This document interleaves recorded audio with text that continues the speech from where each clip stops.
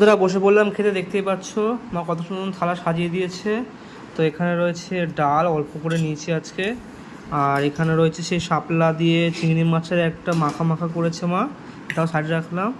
এখানে রয়েছে ওই যে বললাম শাপলা পাতার ফুলটা দিয়ে যেটা বড়াটা করলো ওইটা, আলু ভাজা, পটল ভাজা। ও মা, আলু ভাজা পটল ভাজা কখন করলে? ও আচ্ছা, ঠিক আছে। তো যাই হোক, একটু ভাতটা ভেঙে এখানে আবার হালকা করে যে বড়াটা রয়েছে, ও দেখো কত সুন্দর বড়াটা লাগছে দেখতে। একটু খাওয়া যাক। ভালো লাগছে গো মা। আর ভাত দিয়ে মাখিয়ে এরকম করে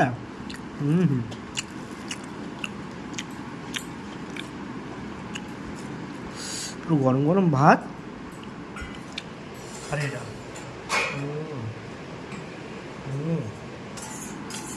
সত্যি আলু ভাজা নিয়ে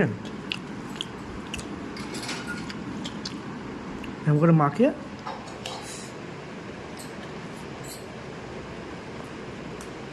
এর সাথে ডাল যায়। আলু ভাজা শুধু ডাল না গেলে হয়?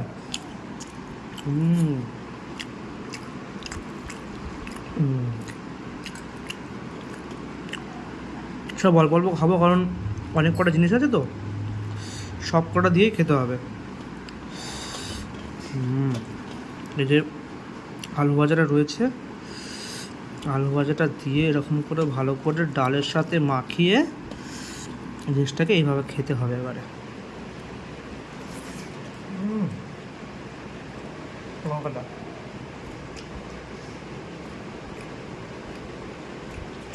আলু ভাজার ডাল তো সবারই ফেভারিট, আর কি বলবো এটা নিয়ে।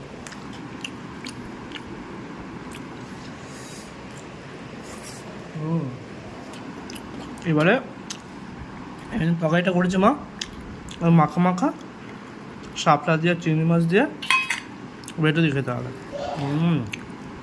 এই যে চিংড়ি মাছ একদম এখানে রয়েছে, শাপলাটা, ভাতটা আর এই যে চিংড়ি মাছটা রয়েছে, এটা দিয়ে ভালো করে মাখিয়ে নিতে হবে। মাখিয়ে ঠিক এভাবে খেতে হবে।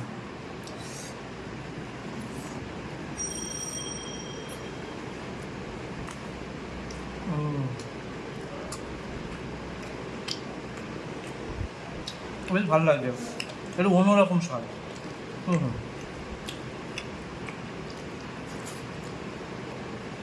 একটু কালা কালা এরকম শাপলা আর চিংড়ি মাছ